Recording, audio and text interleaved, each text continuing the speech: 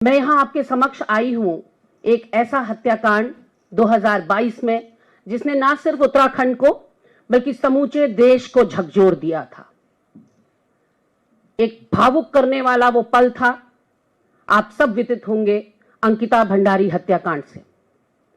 30 मई को अंकिता भंडारी हत्याकांड में लोअर कोर्ट कोटद्वार ने अपना फैसला सुनाया। 2 साल 9 महीने चलने वाली सुनवाई का फैसला आया, जिसमें मुख्य आरोपी और उसके साथ 2 सह आरोपियों को कठोर आजीवन कारावास के साथ साथ मुख्य आरोपी को 72,000 और दोनों सह अभियुक्तों को 62,000 की पेनल्टी पड़ी है।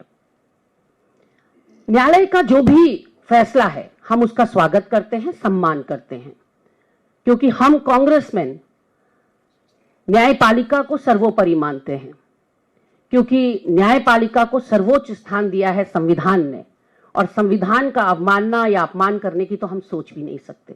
तो न्यायपालिका का ये जो फैसला आया है वो शर्मा थे, लेकिन साथ ही साथ हम ये जोड़ना चाहते हैं कि ये फैसला अधूरा है, इसलिए क्योंकि न्यायपालिका ने तो न्याय किया, उनके समक्ष जितने भी सबूत और तथ्य प्रस्तुत किए गए उन्होंने उसकी बिना पर जो फैसला दिया वो अपने आप में नजीर है। लेकिन उन सबूतों का क्या जो पूरी तरह से नष्ट कर दिए गए, ध्वस्त कर दिए गए। आज मैं उन्हीं के विषय में आपके द्वारा, आपके माध्यम से जो गूंगी बहरी धृतराष्ट्र बनी हुई उत्तराखंड की और केंद्र की सरकार है, 2022 से लगातार जो मामले में लीपापोती करने का प्रयास कर रही है, वो सारे सबूतों के बारे में सिलसिलेवार आपसे बात करना चाहती हूं, क्योंकि न्यायालय के समक्ष ये सबूत रखे ही नहीं गए। पहले दिन से इसको अंडर द कार्पेट पुश करने की कोशिश की गई। जो अंकिता के साथ हुआ वो बहुत दुर्भाग्यपूर्ण था, उसको रोका नहीं जा सका, लेकिन अब जो अंकिता और अंकिता के माता पिता के साथ हो रहा है उसको रोका जा सकता है, लेकिन उसके लिए एक संवेदनशील, एक दिल रखने वाली सरकार चाहिए।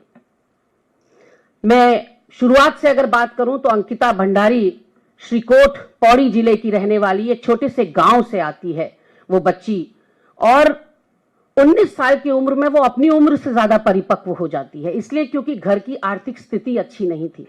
ये पता चलता है उस चिट्ठी से जो उसने अपनी मां को लिखी कि मैं रिसेप्शनिस्ट की नौकरी पा गई हूं वनंतरा रिजॉर्ट ऋषिकेश में, और पहली सैलरी जब आएगी मां तो मैं घर की टपकती छत ठीक कराऊंगी।